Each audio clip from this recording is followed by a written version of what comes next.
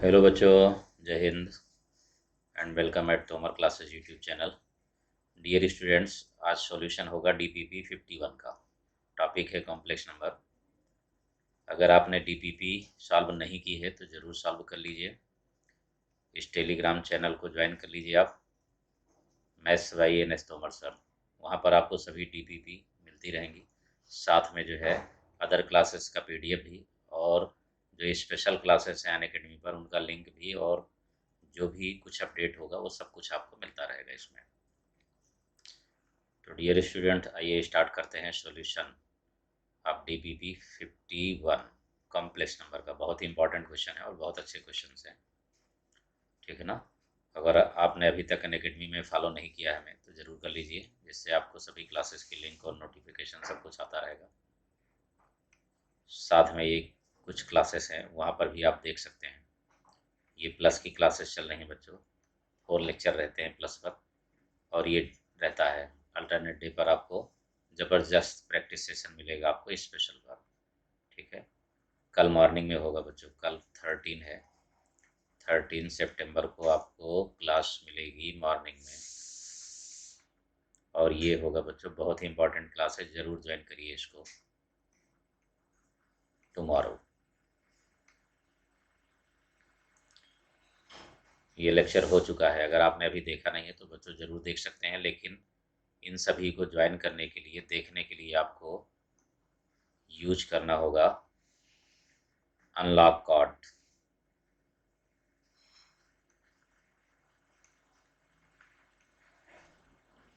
Unlock code use करना होगा बच्चों, NS तोमर। इसका यूज कर लेंगे आप तो सभी फ्री क्लासेस आपको देखने को मिल जाएंगी, ज़रूर करिए। ओके डियर, बैचेस जो चल रहे हैं, और क्वेश्चन नंबर 1 पर आ जाते हैं हम लोग।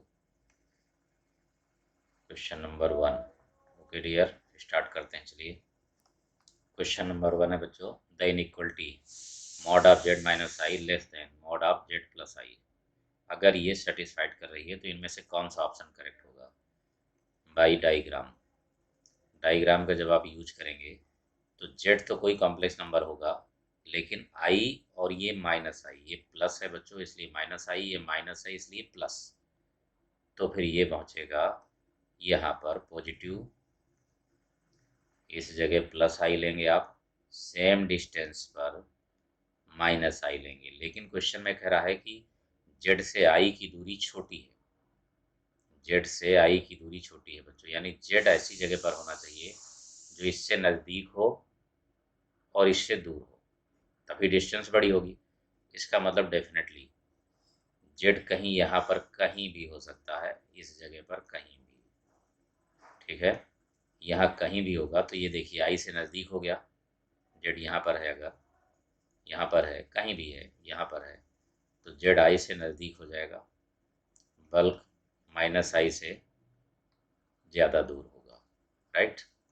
ये देखिए ओरिजिन के इधर ले लेंगे, थोड़ा सा भी इधर आपने लिया, अब आपको बिल्कुल दिख रहा होगा आई जो होता है वो हमेशा वाई एक्सिस में होता है, यानी इमेजिनरी, और जो रियल पार्ट होता है वो हमेशा एक्स एक्सिस में। तो यहाँ से आप अच्छी तरीके से देख सकते हैं कि जो इसका रियल पार्ट है ये, यानी जो वाई की डिस्टेंस आएगी ये 0 से बड़ी हो रही है, यानी डेफिनेटली आपको पता लग गया इसमें रियल जेड से कोई मतलब नहीं है, ठीक है ना। रियल जेड कुछ भी हो सकता है, ठीक, real z belongs to R, कुछ भी हो सकता है, but imaginary, imaginary z always greater than 0।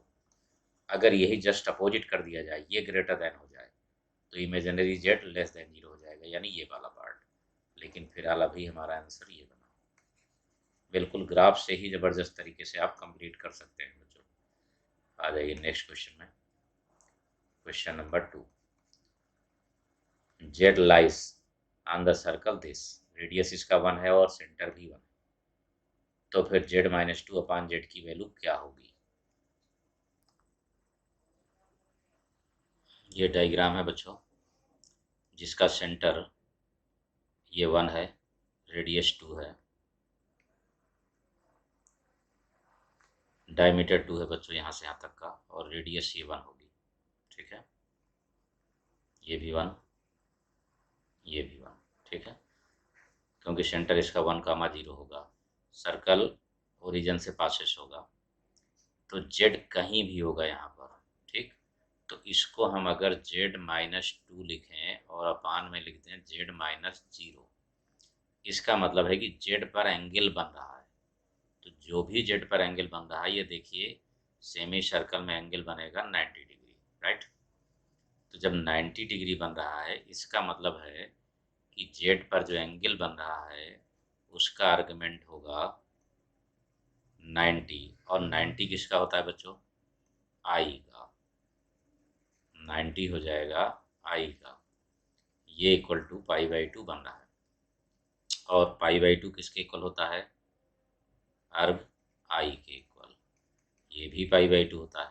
इसका मतलब ये हुआ कि definitely z-2/z is purely imaginary, purely imaginary, that is answer. ये हो गया बच्चों ऑप्शन डी। इनमें से बाकी और कोई भी नहीं होगा। बहुत अच्छा क्वेश्चन है और बिल्कुल एक ही लाइन में। बस यहाँ पर 90 दिख रहा है, जेड से हम ओरिजिन को ऐड कर दिए, जेड से 2 को ऐड कर दिए, जो यहाँ पर कह रहा है देखिए जेड से 2 और जेड से 0। अगर हम यहाँ ले भी लें तो भी कोई फर्क नहीं पड़ेगा, नहीं ले तो भी मतलब वही है। लेकिन एक अच्छा क्वेश्चन है बच्चों ये। अब आते हैं नेक्स्ट में, क्वेश्चन नंबर 3, 1 + ω⁴ आप ये जानते हैं कि 1 + ω स्क्वायर इक्वल टू 0 होगा। Sum of cube roots of unity. तो फिर 1 + ω इज इक्वल टू -ω² होगा। यहाँ पर आप रखेंगे -ω² is equal to a + b ω, right. ये स्क्वायर में -14 आ जाएगा और ऑड पावर होने की वजह से माइनस बरकरार रहेगा। तो 14 इक्वल टू a + b ω, ये बनेगा बच्चों। लेकिन ओमेगा की पावर 4 है, तो आप अच्छी तरीके से जानते हैं कि ω⁴ 3 से डिवाइड करने पर r के इक्वल ही होता है। ये आपको लेना है, राइट। डिवाइड करेंगे तो यहाँ बनेगा -ω², 3 से डिवाइड करने पर रिमाइंडर 2 आएगा। -ω² को आप लिखेंगे 1 + ω, यानी सेम रेशियो में लाना है। सेम यहाँ पर ओमेगा है तो यहाँ भी ओमेगा ही बनना चाहिए, ठीक है। ये पावर भी हटाना है, पहले पावर हटी, फिर ये स्क्वायर में बन रहा है तो फिर से उसको वापस हम लाएंगे ओमेगा में। बस इसके बाद सीधा comparison, then a equal to 1, b equal to 1। ये देखिए a के साथ यानी कांस्टेंट ये होगा, ओमेगा कोएफिशिएंट b होगा, तो आंसर आ गया ये। अब आते हैं बच्चों नेक्स्ट क्वेश्चन में। क्वेश्चन नंबर 4 गिवन है आपके पास x equal to a + b, y equal to a ω + b ω², z equal to a ω² + b ω। अगर बच्चों इसको लेट करके कर लें तो ज़्यादा अच्छा होगा, बाकी तो आप ऐड करेंगे तो भी आ जाएगा। x + y + z निकालेंगे, फिर स्क्वायर करेंगे, फिर क्यूब करेंगे तो भी बनेगा। लेकिन अगर आप यहाँ लेट कर लें, a इक्वल टू 0 आप लेट कर लें, b इक्वल टू 1 लेट कर लें। अगर a इक्वल टू 1 और b इक्वल टू 1 लेट करेंगे तो ये दोनों ऑप्शन आ जाएंगे, ये दो ऑप्शन बनेंगे, ठीक है। आप देख सकते हैं करके, अगर आपकी इच्छा हो तो बिल्कुल आप देख लीजिए, ठीक है ना। अब दो ऑप्शन में फिर कौन सा सही होगा, और अगर a 0 हमने b 1 कर दिया तो फिर आपके पास वैल्यू आ जाएगी x इक्वल टू 0 + 1, यानी x इक्वल टू 1 हो जाएगा, ठीक। x इक्वल टू 1 होगा, y इक्वल टू में a 0 हो जाएगा, b 1 हो जाएगा तो ω² बचा, y इक्वल टू ω² हो गया। z इक्वल टू में a 0 हो गया तो b 1 हो जाएगा तो ओमेगा बचा, ठीक। z इक्वल टू ओमेगा, ये वैल्यू हो गई।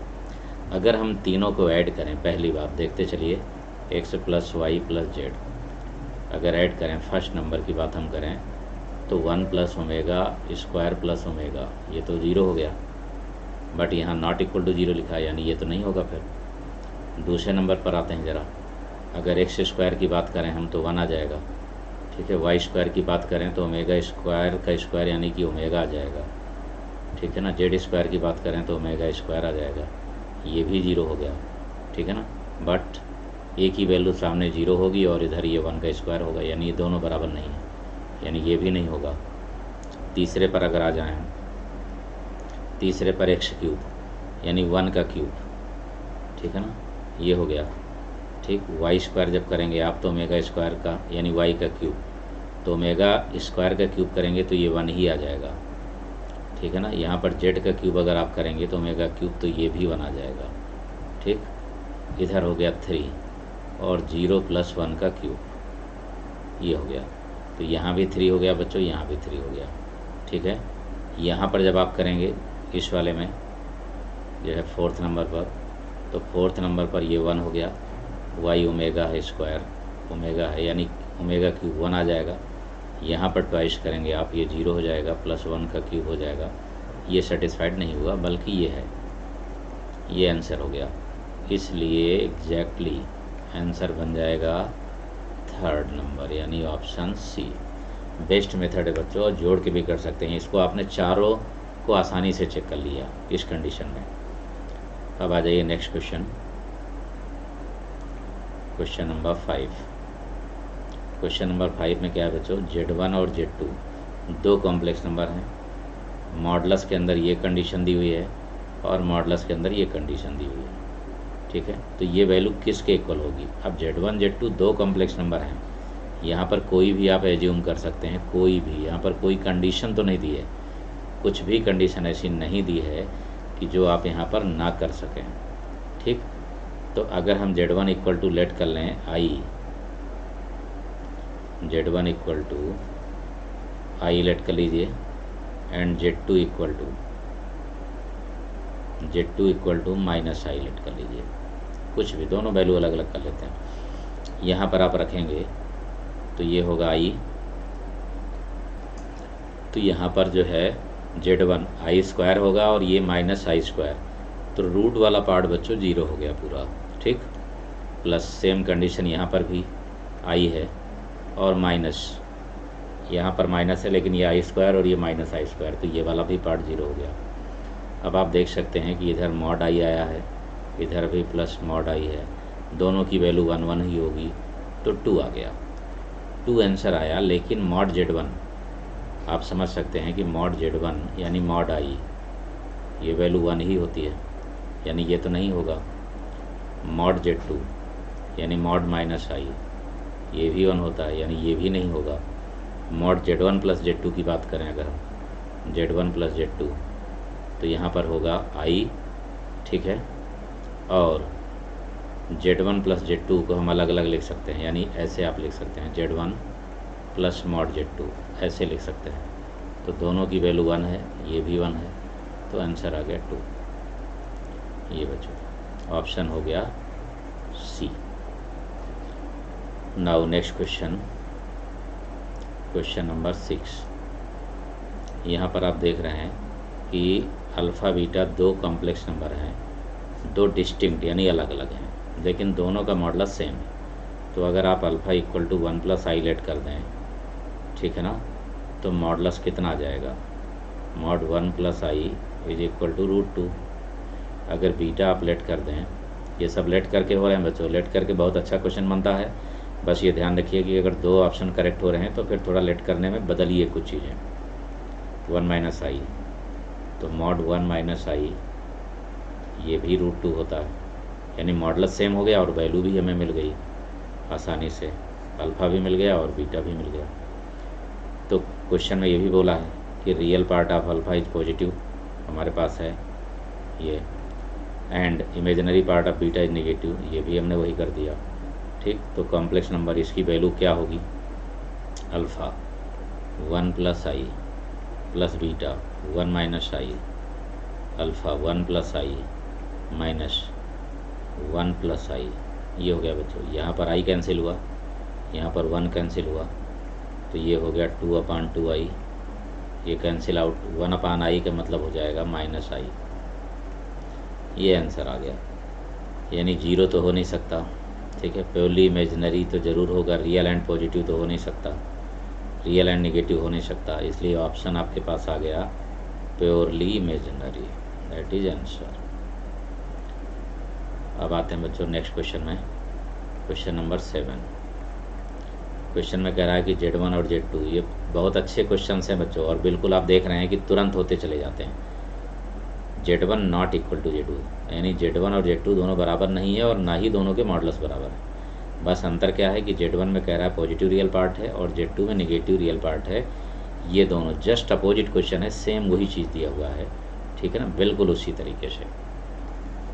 तो फिर यहाँ भी लेट कर लेते हैं हम लोग, Z1 अलग लेट कर लेते हैं और Z2 अलग लेट कर लेते हैं, कुछ भी वैल्यू लेट कर लेते हैं। चलो बच्चों, तो Z1 हमने लेट कर लिया 1 plus i and Z2 equal to हमने लेट कर लिया 2 माइनस आई। ये लीजिए दोनों अलग अलग हो गए, इसका मॉडलस अलग आएगा, ये रियल पॉजिटिव है, इसका इमेजिनरी नेगेटिव है। मॉडलस भी अलग अलग है, ना दोनों बराबर हैं ना दोनों के मॉडलस बराबर हैं। अगर ऐसी कंडीशन है तो फिर यहाँ पर वैल्यू रखते हैं। अब कैलकुलेशन में जब आप वैल्यू रखेंगे बच्चों 1 प्लस आई प्लस 2 माइनस आई, और यहाँ पर रखेंगे 1 प्लस आई माइनस Z2, तो -2 प्लस आई, ये हो गया। यहाँ पर आई कैंसिल आउट हुआ, ठीक है ना, आई कैंसिल आउट हो जाएगा और यहाँ पर आ जाएगा बच्चों 2 प्लस 1 यानी कि 3 अपान, ये बन जाएगा 3 अपान, यहाँ देख रहे हैं आप 2i minus 1 plus 2i, -1 plus 2i बना, ये आ गया बच्चों। यहाँ पर बच्चों आ गया 3 अपान -1 प्लस 2i, मतलब इसके कंजुगेट का आप मल्टीप्लाई करेंगे और डिवाइड भी तो डेफिनेटली एक कॉम्प्लेक्स नंबर ही बनेगा, इज ए कॉम्प्लेक्स, और कुछ नहीं बनेगा। हाँ, अगर रियल पार्ट उसका 0 हो गया तो प्योरली इमेजिनरी हो जाएगा, ठीक। तो हमारे पास रियल और पॉजिटिव का तो कोई चांस ही नहीं है, ठीक है ना, बिल्कुल नहीं, बिल्कुल नहीं है।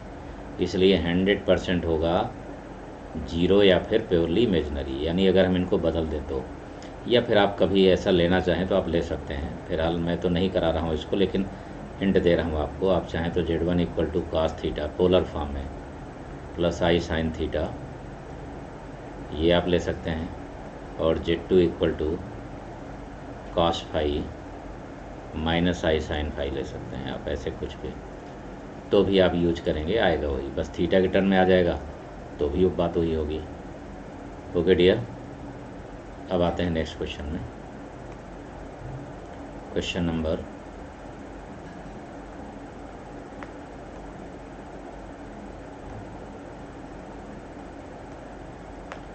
क्वेश्चन नंबर 8 है बच्चों। Z एक कॉम्प्लेक्स नंबर है जो ये सेटिस्फाइड कर रहा है, तो कहाँ पर होगा ये, क्या कंडीशन होगी इसकी, यानी Z से 2 की डिस्टेंस और इधर 3Z है, तो इस 3 को आप कॉमन ले लीजिए, ठीक है ना। अगर बढ़िया सा करना चाहते हैं तो 3 आप कॉमन लीजिए, Z से 1/3 की डिस्टेंस और इक्वल टू 3 टाइम Z से 2 की डिस्टेंस, ये दोनों रियल पार्ट ही हैं, तो Z कहाँ पर लाइज कर रहा होगा ये आपको देखना है इसमें।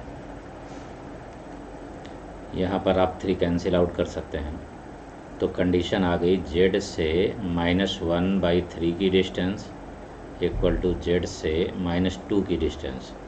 अब आप समझ सकते हैं बच्चों कि 1/3 और 2 ये दोनों के दोनों कहाँ पर होंगे, रियल एक्सेस पर, एक्स एक्सेस पर। यहाँ पर हो गया इस जगह 1/3 और इस जगह हो गया कहीं 2, दोनों से Z की दूरी बराबर है, ठीक है ना, यहाँ से दोनों से बराबर है, यानी कि ऐसे जाएगा, इस तरीके से होगा ये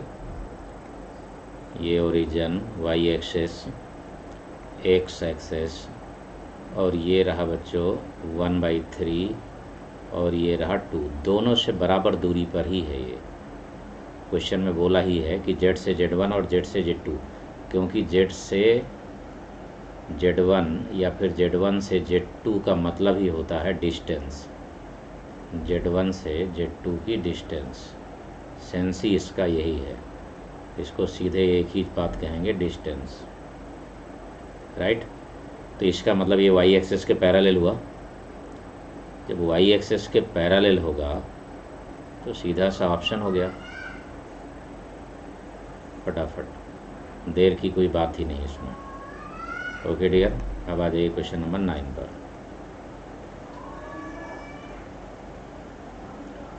क्वेश्चन में कह रहा है कि जेड एक कॉम्प्लेक्स नंबर है और mod z plus one equal to √3 z minus one है। तो कंडीशन ये होती है बच्चों कि कहीं पर भी अगर मॉड जेड प्लस वन, ठीक, ये दिया है, अपान में जेड माइनस वन दिया है, ये भी मॉड में, इक्वल टू √3 हो गया।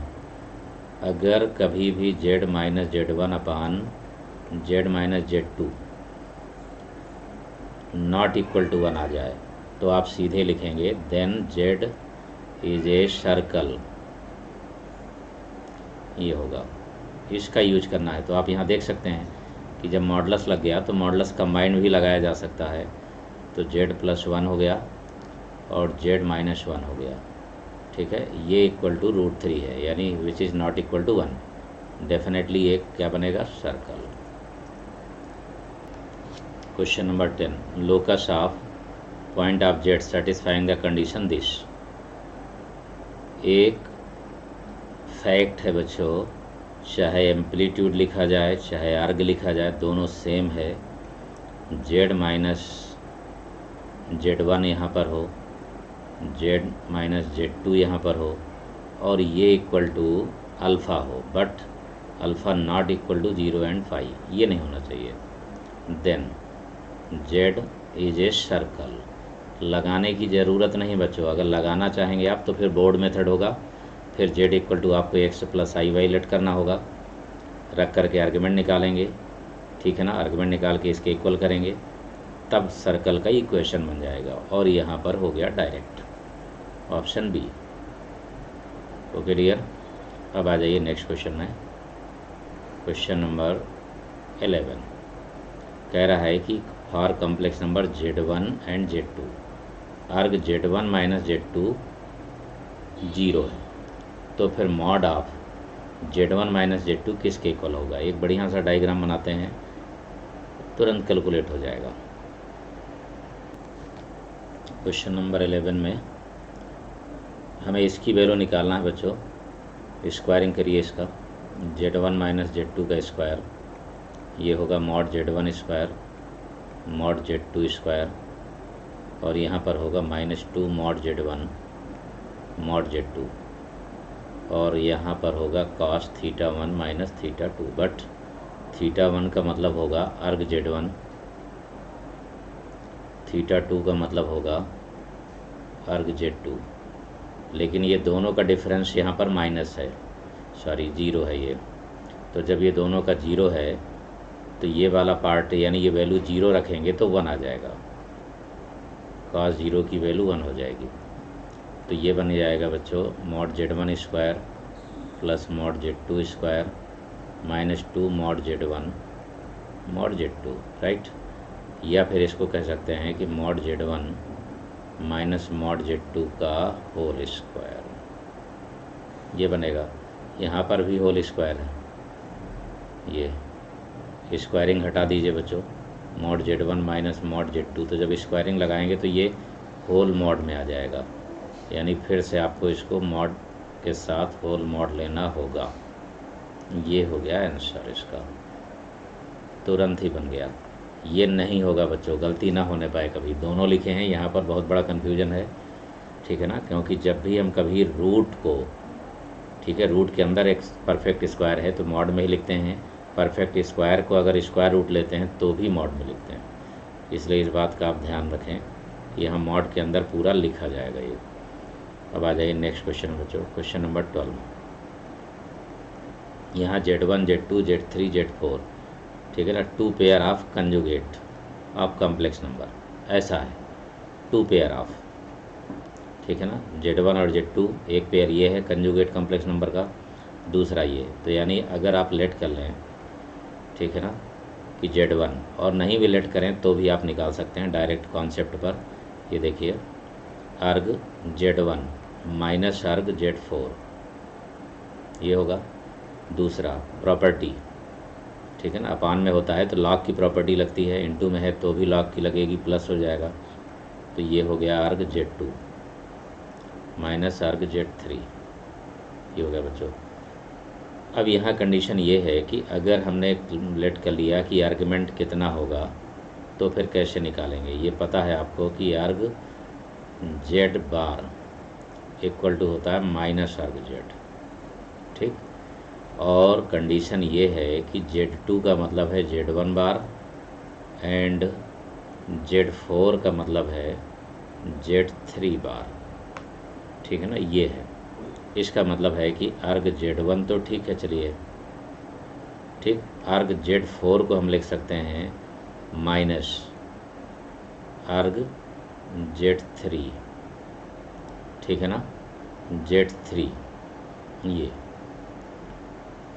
माइनस बना रहने दीजिए, केवल Z4 जहाँ पर लिखा है, Z4 लिखा है वहाँ पर Z3 बार लिख सकते हैं क्योंकि एक दूसरे के कंजुगेट है। उसी तरीके से यहाँ पर भी अर्ग Z2 को आप लिख सकते हैं Z1 कंजुगेट और माइनस अर्ग Z3। अब Z3 और इसमें ये देख सकते हैं अब Z बार और Z में माइनस का अंतर है, यानी एक अल्फ़ा है तो दूसरा माइनस अल्फ़ा, ठीक है ना। तो ये देखिए ये वाला माइनस आ जाएगा, माइनस माइनस प्लस होगा, जब प्लस बनेगा यानी कि अर्ग Z1 आपने लिखा, इसको आप प्लस करके लिख सकते हैं अर्ग Z3, बार समाप्त हो जाएगा, कंजुगेट समाप्त हो गया। वही कंडीशन यहाँ लिख सकते हैं आप माइनस Z1 और इधर ये है अर्ग Z3। आप देख सकते हैं ये कैंसिल आउट हुआ, ये कैंसिल आउट हुआ, इज इक्वल टू 0। ये हो गया बच्चों ऑप्शन ए। क्वेश्चन नंबर 13, इसमें गिवन है बच्चों z lies in the interior or on the boundary of circle of radius 3 and centre -4, -4, 0। -4, 0 कहाँ पर होगा? नेगेटिव एक्स एक्सिस में, ठीक। रेडियस 3 है तो -4 से लेकर के 3 तक आप आगे बढ़ेंगे तो ये एक इंटरसेक्शन मिलेगा, इधर बढ़ेंगे तो ये दूसरा बी इंटरसेक्शन मिलेगा। जेड इसमें बाउंड्री में राउंड कर रहा है, ठीक है ना। तो जब -4 से 3 यूनिट बढ़ेंगे तो कोऑर्डिनेट आएगा -1, -4 में 3 ऐड करेंगे तो -1, 0, इधर 3 ऐड करेंगे तो -7, 0, ठीक है। ये पॉइंट आपको मिल गए, लेकिन क्वेश्चन में कह रहा है कि Z+1 की मैक्सिमम डिस्टेंस और मिनिमम, इसका मतलब Z से -1 की डिस्टेंस आपको चाहिए। तो -1 तो फिक्स पॉइंट है, ये Z राउंड कर रहा है बच्चों, तो जब -1 से हो करके निकला तो बन गई minimum value, minimum Z+1 equal to आ जाएगा 0, क्योंकि वहीं से हो करके ही जा रहा है वो। लेकिन यहाँ पर जब आ गया B पर तो मैक्सिमम हो गया, यानी मैक्सिमम वैल्यू आ गई Z+1 की। लिखने का तरीका बदला था बच्चों, 3 + 3 यानी यहाँ से यहाँ तक की डिस्टेंस डायमीटर 6 है। क्वेश्चन में लिखा हुआ है कि ग्रेटेस्ट पहले लीजिए और लीस्ट बाद में, तो ग्रेटेस्ट पहले यानी 6 और लीस्ट बाद में, ये हो गया 6, 0। नेक्स्ट क्वेश्चन आ जाओ बच्चों, क्वेश्चन नंबर 14। क्या लिखा है?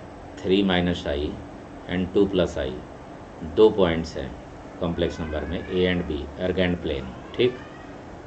और पी रिप्रेजेंट कर रहा है एक कॉम्प्लेक्स नंबर, ठीक है ना, z = x + i y, इस तरीके से कि इन दोनों का मॉडुलस सेम होगा। तो लोकस ऑफ पी क्या बनेगा? z से -3 + i की डिस्टेंस, मतलब आप इसको लिखेंगे z ब्रैकेट में 3 - i हो जाएगा, राइट। ये a की वैल्यू है, सामने लिखा हुआ है, देख लीजिए आप, ये रहा a, ठीक है ना, इक्वल टू z -2 + i, ये है बच्चों b की वैल्यू, ये रहा b, ये लिखा हुआ है। इसका मतलब है कि अगर कभी भी z से z1 की डिस्टेंस और z से z2 की डिस्टेंस, ये दोनों अगर इक्वल हो जाएं तो डेफिनेटली एक आपको लाइन मिलेगी लोकस में, और वो लाइन होगी इन दोनों को, z1 और z2 को मिलाने वाली लाइन पर परपेंडिकुलर बाइसेक्टर, यानी ये दोनों डिस्टेंस बराबर होगी। ये a होगा, ये b होगा, यानी कि ये z2 और ये z1, और ये होगा बच्चों लाइन जो जा रही है 90 डिग्री पर z। इसका मतलब ये यहाँ पर आप सीधे लिख सकते हैं z = line, Z is A line, यानी सर्कल तो संभव ही नहीं। द लाइन ए बी, ये भी कोई मतलब का नहीं, ए बी तो दूसरी है, नन ऑफ दीज से कोई मतलब ही नहीं है। ये हो गया perpendicular bisector of A B, जो अभी मैंने आपको सिखाया। ये है कॉन्सेप्ट, ठीक। और ये डायरेक्ट दिख रहा है, सीधे आंसर हो गया। लिखा बहुत है लेकिन घबराने से नहीं काम चलेगा, लगाना है बच्चों। क्वेश्चन नंबर 15 में आ जाइए। नेक्स्ट क्वेश्चन है Z1 and Z2 are conjugate complex number, Z3 and Z4 are also conjugate. इसका मतलब ये हुआ कि अगर हम आर्ग Z1 निकालें तो कंजुगेट है तो डेफिनेटली माइनस आर्ग Z2 के इक्वल होगा, डेफिनेटली। क्यों? क्योंकि Z2 को हम लिखेंगे Z1 का कंजुगेट, और Z1 का कंजुगेट, ठीक है, यानी कि माइनस अर्ग Z1, तो ये आप लिख सकते हैं इसमें।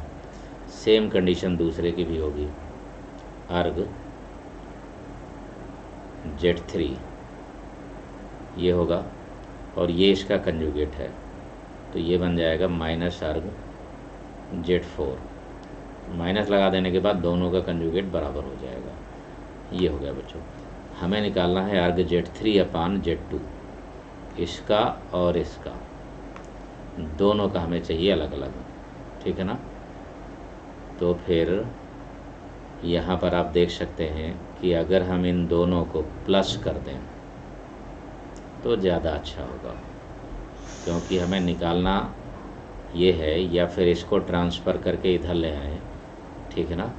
इन दोनों में जो भी कंडीशन हमें Z3 और Z2 को अपान में लाने में मिलेगी वही यूज कर लेंगे हम। हमें चाहिए अर्ग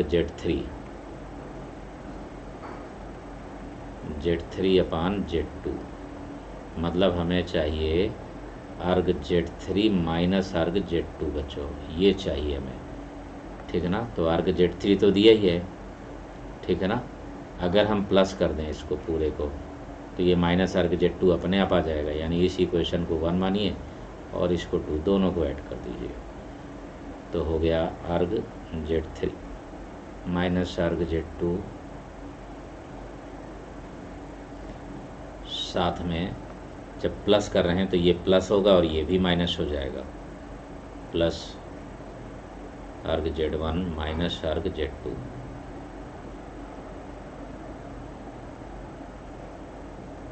Z4 ये रहा बच्चों, ये बन गया बच्चों, देख रहे हैं आप। अब सीधे फार्मूले में आप ले आइए, अर्ग Z3 अपान Z2, और इधर ये हो गया अर्ग Z1 अपान Z4, आंसर ये हो गया ऑप्शन 1 ए, ठीक है बच्चों। इसमें आपको क्या प्रॉपर्टी लगानी पड़ी? आर्गुमेंट की प्रॉपर्टी, और आर्गुमेंट की प्रॉपर्टी होती है ये बाई प्रॉपर्टी, अर्ग Z1 इंटू Z2 है अगर, तो इसको आप लिखेंगे प्लस में, अर्ग Z1 प्लस अर्ग Z2, और अगर माइनस में यानी डिवाइड में लिखा है एज लॉगरिथमिक, यही आपको लगाना है बस, तो यहाँ पर माइनस हो जाता है। ओके डियर, अब आ जाइए question number 16। Maximum value of mod Z निकालना है आपको, ये कंडीशन है। इसमें कंडीशन ये होती है बच्चों कि कभी भी मॉड जेड प्लस यहाँ कोई भी वैल्यू दी हो, चाहे ये माइनस हो चाहे प्लस हो,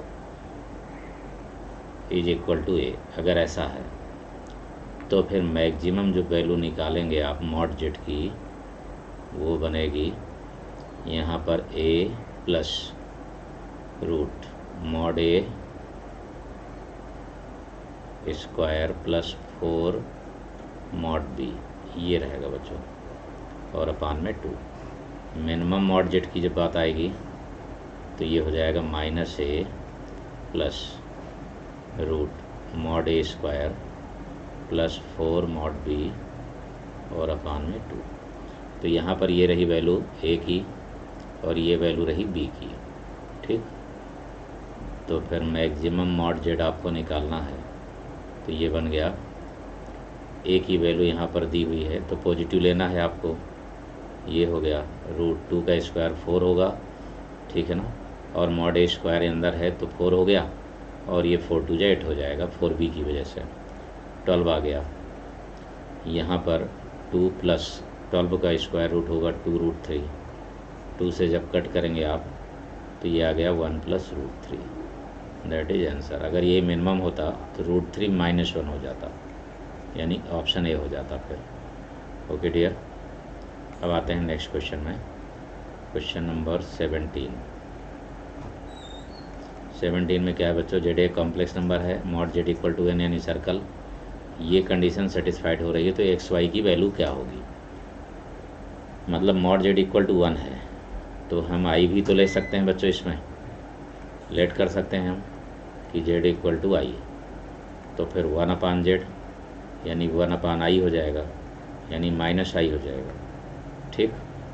तो जब z + 1/z की वैल्यू -i रखेंगे आप तो i - i = 0, ये हो गया। कंपेयर करेंगे तो दोनों ही 0 आ जा रहे हैं, तो फिर ये बन जाएगा बच्चों, कंपेयर करने पर x = भी 0, y = भी 0, इसलिए x y = भी 0 हो गया। नेक्स्ट क्वेश्चन पर आइए, क्वेश्चन नंबर 18। क्या लिखा है, Z1 and Z2 and origin vertices of equilateral triangle है, देन वैल्यू ऑफ दिस। तो अगर इक्विलेटरल ट्रायंगल है तो बच्चों कंडीशन ये होती है, इक्विलेटरल ट्रायंगल यानी कि तीनों साइड्स इक्वल होंगी, तो कंडीशन ये बनती है बच्चों, Z1 square plus Z2 square plus Z3 square is equal to Z1 Z2 Z2 Z3 Z3 Z1, यानी पेयर में। इसको आप ज़रूर याद रखें, क्वेश्चन में गिवन है कि Z3 0 होगा, जब Z3 0 होगा तो ये भी 0 हो गया, ये भी और ये भी, 3 पार्ट 0 होंगे तो Z1 स्क्वायर बचा, Z2 स्क्वायर बचा बच्चों, और इधर बच गया Z1 × Z2। यही क्वेश्चन में पूछा हुआ है, ऑप्शन ए इसका आंसर हो गया। Now next question, question number 19 बच्चों, यूनिट मॉडुलस का कॉम्प्लेक्स नंबर है, आर्गुमेंट उसका थीटा, तो फिर यहाँ पर हम लेट कर लेंगे z = cos theta + i sin theta, तो डेफिनेटली इसका मॉडुलस 1 ही होगा, आर्गुमेंट थीटा भी है, कंजुगेट बन जाएगा इसका cos theta - i sin theta, ठीक है। z बार जब आप लेंगे, z बार बनेगा 1 आ जाएगा बच्चों, क्योंकि मॉड z = 1 है तो फिर मॉड z स्क्वायर भी 1 होगा, और ये इक्वल टू होता ही है मॉड z स्क्वायर = z बार। तो जब आप इसको मल्टीप्लाई करेंगे इसमें, तो मल्टीप्लाई में z आएगा बच्चों, z बार आ जाएगा, ठीक। यहाँ पर जो है z बार और प्लस यहाँ पर ये z है बच्चों, इसमें यहाँ पर ये z है, ध्यान रखिए, तो ये हो जाएगा z बार, तो ये बन गया z - 1 और अपान z बार -1 की वजह +1। अब इस पर हमको वैल्यू रखना है बच्चों आगे, तो चलिए आते हैं नेक्स्ट नंबर पर, z - 1 अपान z बार +1 में हमने रख दिया z की वैल्यू, ठीक है ना।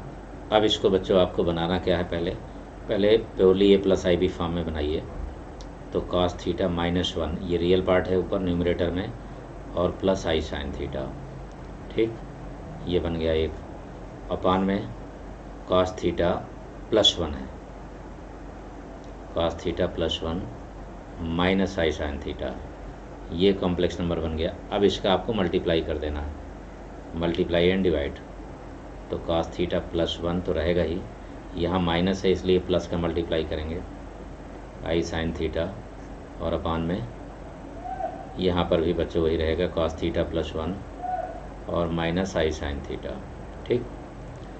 तो ये ध्यान रखिए कि हमें इसका रियल निकालना है, रियल पार्ट, तो जब रियल पार्ट ही निकालना है बच्चों तो केवल रियल से रियल का मल्टीप्लाई करिए और इमेजिनरी से इमेजिनरी, बाकी सब छोड़ दीजिए, तो ये बन जाएगा cos square theta cos square theta a + b a - b यानी -1, और इधर ये देखिए i स्क्वायर -1 हो जाएगा और sin स्क्वायर थीटा, ये बन गया बच्चों, और अपान में इसका whole square, cos theta plus 1 का होल स्क्वायर और प्लस साइन स्क्वायर थीटा, ये बन गया बच्चों। कैलकुलेट करिए इसको, cos square theta minus sine square theta, ठीक है, ये बन जाएगा cos 2 theta, cos 2 theta minus 1, ठीक, कॉस 2 थीटा माइनस 1 ये, और अपान में आप देख सकते हैं cos square theta plus sine square theta, ये 1 हो जाएगा, ये भी 1 होगा, ठीक है, तो 2 आ जाएगा, 2 plus 2 cos theta, 2 plus 2 cos theta बन गया ये, तो 2 कॉमन ले सकते हैं आप, तो 1 प्लस कॉस थीटा ही बनेगा, 2 प्लस 2 कॉस थीटा में ये बन गया बच्चों। अब इसको थोड़ा सा सिंपलीफाई आप कर सकते हैं, माइनस कॉमन लेकर के आप, 1 माइनस कॉस 2 थीटा का मतलब होता है 2 साइन स्क्वायर थीटा, राइट। यहाँ पर भी वही कंडीशन होगी, यहाँ पर होगा 2 है साथ में, तो 2 कैंसिल हो जाएगा, 1 प्लस कॉस थीटा का मतलब हो गया 2 cos square theta by 2, right बच्चों। साइन थीटा को अब थोड़ा सा सिंपलीफाई करिए आप, इसको माइनस ऑलरेडी है, ठीक है, साइन थीटा को हम लिख सकते हैं 2 sine theta by 2 into cos theta by 2 का होल स्क्वायर, राइट, स्क्वायर है इसलिए, और अपान में 2 कॉस स्क्वायर थीटा बाई 2, तो ये देखिए एक स्क्वायर ये है, एक स्क्वायर ये है, ये कैंसिल हो जाएगा पूरी तरीके से, यहाँ पर 4 आएगा तो 2 इससे कैंसिल हो जाएगा, तो -2 आ जाएगा, और sign square theta by 2, that is answer. इतना क्वेश्चन था बच्चों ये, इसको इतना तो आपको करना ही पड़ेगा, ठीक, थीटा लेट करके आप इतना पार्ट करेंगे, पहले वैल्यू रख करके यहाँ रियल से रियल और इमेजनरी से इमेजनरी ले लेंगे, क्योंकि रियल निकालना है, ठीक है। चलिए अब आते हैं नेक्स्ट क्वेश्चन में, क्वेश्चन नंबर 20। यहाँ पर जो है क्वेश्चन में लिखा है कि arg Z1 upon Z2 equal to pi by 2, इसका मतलब definitely Z1 upon Z2 is equal to i, purely imaginary ही होगा क्योंकि पाई बाई 2। तो जब आपने ये ले लिया तो फिर बच्चों यहाँ पर किसका मल्टीप्लाई देख रहे हैं आप, 3 और 5 का, तो यहाँ पर 3 और 5 का मल्टीप्लाई कर दीजिए आप, 3Z1 upon 5Z2 equal to 3i अपान 5, ये हो गया बच्चों। डिवाइडेंडो एंड कंपोनेंडो का यूज कर दीजिए, डिवाइडेंडो एंड कंपोनेंडो, तो आपको माइनस में चाहिए, तो 3Z1 माइनस 5Z2 ये बन जाएगा, अपान में 3Z1, ठीक है, यहाँ पर Z1 है बच्चों ये, ठीक, Z1 प्लस 5Z2 ये बन गया। मॉडलस भी लेना है आपको क्योंकि मॉडलस पूछ रहा है, वही चीज़ यहाँ पर भी हो जाएगी, तो 3i माइनस 5 और 3i प्लस 5। अब आप देख रहे हैं दोनों सेम है, ये एक दूसरे के कंजुगेट है, माइनस कॉमन ले लीजिए, तो z और z बार का मॉडलस सेम ही होता है, इसलिए ये वैल्यू बराबर आ जाएगी और आंसर हो जाएगा 1। एक्चुअल में हमेशा इस टाइप के क्वेश्चन का आंसर 1 ही होता है, चाहे क्वेश्चन में ये लिखा हो जो कंडीशन अभी ये दी है, या फिर ये लिखा होता कि Z1 upon Z2 is purely imaginary, purely imaginary, ये लिखा है तो भी, 90 लिखा है तो भी। ओके डियर, चलिए ये 20 क्वेश्चन आपके कंप्लीट हो गए बच्चों। अब इसके बाद नेक्स्ट DPP का सॉल्यूशन फिर आपको मिलेगा नेक्स्ट वीडियो में। Thank you. बट एक चीज़ ध्यान रखिए डियर स्टूडेंट्स, ज़्यादा से ज़्यादा आप शेयर ज़रूर करिए, ठीक है, सभी वीडियोज़ को, ठीक है, लाइक और कमेंट ज़रूर करिए, ठीक, सब्सक्राइब करिए, और साथ में एक बात का और ध्यान रखिए कि अगर आप जो है अनअकैडमी में क्लासेस देखना चाहते हैं तो लिंक आपको नीचे डिस्क्रिप्शन में मिल जाएगी, वहाँ से आप ज्वाइन कर सकते हैं। Okay dear, thank you.